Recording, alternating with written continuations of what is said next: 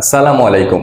5 ঘন্টার বৈঠক গাদ্দাফি স্টেডিয়ামে। পিসিবি চেয়ারম্যান মহসিন নাকভি, আইসিসির ডেপুটি চেয়ারম্যান ইমরান খাজা এবং আমাদের বিসিবি চেয়ারম্যান আমিনুল ইসলাম বুলবুল। বাংলাদেশ কি পেল এই বৈঠক থেকে এবং বাংলাদেশ কি দিয়ে আসলো আইসিসি কে, সেটা নিয়ে আজকে আমার বক্তব্য।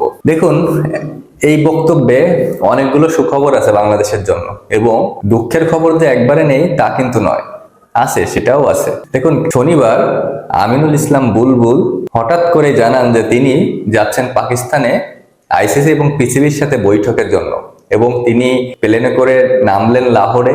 তিনি নামলেন এবং পিসিবি চেয়ারম্যান মহসিন নাকভি তিনি বিমানবন্দরে গিয়ে আমাদের BCB chairman Aminul Islam বুলবুলকে receive করেন। হ্যাঁ, তিনি রিসিভ করেন এবং তিনি একই গাড়িতে, তিনি এবং আমিনুল ইসলাম বুলবুল একই গাড়িতে করে আগে তারা বৈঠকে বসেন গাদ্দাফি স্টেডিয়ামে, এবং পরবর্তীতে আইসিসির চেয়ারম্যান ইমরান খাজা তিনি আসেন এবং তার সাথে বৈঠকে বসেন। পরে আগে বিসিবি প্রধানের সাথে বৈঠকটা করে নেন এবং তারপরে যে আইসিসির সাথে বৈঠকে বসেন, এবং এই বৈঠকে কিছু গুরুত্বপূর্ণ পয়েন্ট উঠে আসে ভারত পাকিস্তান ম্যাচ নিয়ে এবং বাংলাদেশের ক্ষতি নিয়ে এবং বাংলাদেশের ফিউচার সুবিধা নিয়ে। এই মিটিং এ বাংলাদেশের স্বার্থটাই বেশি তুলে ধরা হয়েছে আইসিসির কাছে, এবং আইসিসি যতটুকু জানা গিয়েছে, আমিনুল ইসলাম বুলবুল জানিয়েছে এবং পিসিবি চেয়ারম্যান বা আদার সংবাদ মাধ্যম থেকে যেটুকু জানা গিয়েছে যে আইসিসি এতে সম্মতি দিয়েছে, যে যে পয়েন্টগুলো তুলেছে এতে আইসিসি সম্মতি দিয়েছে। বিশেষ করে 5টার মতো পয়েন্ট তারা তুলেছে এবং আইসিসি তাতে মোটামুটি সম্মতি দিয়েছে। তার 1 নম্বর পয়েন্টটা হচ্ছে বাংলাদেশের ক্ষতি। এই যে বাংলাদেশ বিশ্বকাপ খেলতে পারলো না, আইসিসি থেকে যে রেভিনিউটা পায় সেই রেভিনিউটা বাংলাদেশ পাবে বলে আইসিসি নিশ্চয়তা দিয়েছে যে বাংলাদেশ এই রেভিনিউটা পাবে। কারণ বাংলাদেশ বেশ কিছু কিন্তু ঘাটতি থেকে যায় বা বেশ কিছু কিন্তু আর্থিক সমস্যা থেকেই যায়, কারণ একটা বিশ্বকাপে যাওয়ার আগে অনেক প্রিপারেশনের ব্যবস্থা আছে এবং অনেক টাকা পয়সা খরচ হয় এখানে। এবং এই যে সারা বছর চলতে হয়, এটা কিন্তু আইসিসি থেকে টাকা আসে বলে সারা বছর বিসিবি চলতে পারে, এছাড়া কিন্তু চলার কিন্তু ওয়ে নাই। এই যে বিশ্বকাপে খেলতে গেল না, স্পন্সরশিপও কিন্তু বাংলাদেশ লস করবে। এখানে কিন্তু বাংলাদেশে বড় একটা আর্থিক ক্ষতি চলে আসতেছে। এতে করে আইসিসির কাছে অনুরোধ জানানো হয়েছে যে এই আর্থিক ক্ষতি পুষিয়ে দেওয়ার জন্য আইসিসি এতে সম্মতি জানিয়েছে। এবং নাম্বার 2 পয়েন্ট হচ্ছে বাংলাদেশে যে খেলা হওয়ার কথা, বিশেষ করে সেপ্টেম্বরে আপনারা জানেন যে ইন্ডিয়ার বাংলাদেশে আসার কথা, সেইখানে ইন্ডিয়া যেন আসে সেটা নিশ্চিত করতে বলেছে আইসিসি কে, এবং আইসিসি সেটারও একটা গ্যারান্টি নিয়েছে।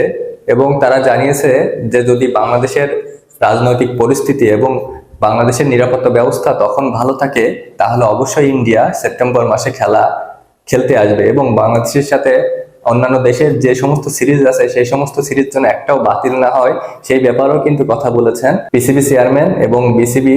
সবাই আইসিসি কে এই অনুরোধগুলোই জানিয়েছেন। এবং আরেকটা পয়েন্ট হচ্ছে 2031 সালে তো যৌথভাবে বাংলাদেশের সাথে বিশ্বকাপ অনুষ্ঠিত হওয়ার কথা, সেখানে যেন ম্যাচটা আরো বেশি হয় বাংলাদেশের মাটিতে, সেই কথাই বলেছে, যাতে করে বাংলাদেশের অর্থনীতিটা আর একটু চাঙ্গা হতে পারে, সেই ব্যবস্থার কথাই কিন্তু বলেছে। তো পাকিস্তান তাদের থেকে আমাদের চাওয়াগুলোকে কিন্তু বেশি প্রাধান্য দিয়েছে, এটা খুবই ভালো লেগেছে।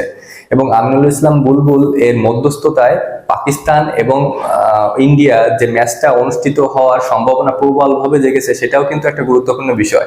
আমিনুল ইসলাম বুলবুল এটাও বলেছে যে তিনি পিসিবি প্রধান মহসিন নাকভিকে অনুরোধ করেছে যেন এই যে বিশাল অঙ্কের যে অ্যামাউন্ট বা লস, এই লসটা থেকে বেরোয় আসতে গেলে আমাদের সবার একতাবদ্ধ হয়ে কাজ করতে হবে, সেটা যেন তিনি করেন এবং তাদের দেশের প্রধানমন্ত্রীর সাথে কথা বলে এটাকে যেন রাজি করান। তিনি সেটাও কিন্তু বলে এসেছে চেয়ারম্যানকে। এটা তো গেল 2 দলের চাওয়া পাওয়া। দেখুন, এই 5 ঘন্টার মিটিং এর মোরাল স্টোরিটা ছিল যে পাকিস্তানকে রাজি করানো যে ওয়ার্ল্ড কাপে যেন 15 তারিখের ম্যাচটা খেলে সেটা নিশ্চিত করা, কারণ এখানে অনেক কিছু জড়িত। সবকিছু মিলিয়ে এই ম্যাচটা পাকিস্তান খেলবে বলেই জানিয়েছে, এবং এটা বাংলাদেশের জন্য যেমন সুখবর, এটা আইসিসির সমস্ত দেশের জন্য তেমন সুখবর। কারণ ভারত পাকিস্তান ম্যাচের উপরে কিন্তু রেভিনিউ অনেক অংশ নির্ভর করে। আপনারা জানেন যে 6120 কোটি টাকা প্লাস ক্ষতি হওয়ার সম্ভাবনা এখানে আছে টোটাল। তাতে করে এই টাকাটা হিউজ অ্যামাউন্ট, এই জন্য এই ম্যাচটা খেলা খুবই গুরুত্বপূর্ণ। এবং বাংলাদেশের যে সমস্ত পয়েন্ট তুলে ধরা হয়েছে যে ইন্ডিয়া যেন আসে আমাদের এখানে, আমাদের যে ক্ষতিটা হয়েছে সেই ক্ষতিটা যেন পুষিয়ে দেয়, এবং ভবিষ্যতে যে সিরিজগুলো আছে সেই সিরিজগুলো একটাও যেন বানচাল না হয় এবং আরো বেশি যেন ম্যাচ আমাদের দেশে অনুষ্ঠিত হয়, সেই ব্যাপারে আলোচনা করা হয়েছে। তো এই জিনিসগুলো কিন্তু আমাদের দেশের ক্রিকেটের জন্য খুবই মঙ্গলদায়ক। আমরা বিশ্বকাপ মিস করেছি, আমরা চাই না আর কোনো সিরিজ বা আর কোনো বিশ্বকাপ আমরা মিস করতে, ভবিষ্যতে এমন যেন আর কখনো না হয়। সো এই জিনিসগুলো আমাদের জন্য যেমন দরকার, এই জিনিসগুলো কিন্তু ভবিষ্যতেও আইসিসির জন্য দরকার। দেখুন আজকে আমাদের জায়গায় স্কটল্যান্ড খেলতেছে, তাদের স্কটল্যান্ডের গতকালের যে ম্যাচটা হলো, পুরো স্টেডিয়াম ফাঁকা। কলকাতায় এমন ম্যাচ আমি কখনোই দেখিনি যে এত স্টেডিয়াম ফাঁকা, কোনো দর্শকই ছিল না। তাতে করে বোঝা যাচ্ছে যে আইসিসিও টের পাচ্ছে যে বাংলাদেশ কতটা জরুরি বৈশ্বিক টুর্নামেন্টে অংশগ্রহণ করা। আরো একটা জিনিস জানা গিয়েছে যে বাংলাদেশ, পাকিস্তান এবং ইন্ডিয়া তিনটা দল মিলে ত্রিদেশীয় সিরিজ আয়োজন করারও একটা চান্স আছে সামনে। তো এটা যদি হতে পারে তাহলে এটা থেকেও কিন্তু একটা বিরাট একটা রেভিনিউ পাবে সব দেশই। তাতে করে বুলবুলের এই সফরটা যে সফল হয়েছে এটাই বলা যায়, এবং আইসিসি কেও আমিনুল ইসলাম বুলবুল যেটা দিয়েছে সেটাও কিন্তু অনস্বীকার্য। তার মধ্যস্থতায় যে পাকিস্তান এবং ইন্ডিয়ার ম্যাচটাতে হওয়ার সম্ভাবনা প্রবল ভাবে জেগেছে এবং হবে, সেটা কিন্তু বলাই বাহুল্য। আপনি কি মনে করেন? অবশ্যই জানাবেন, ভালো লাগলে পাশে থাকবেন। ধন্যবাদ।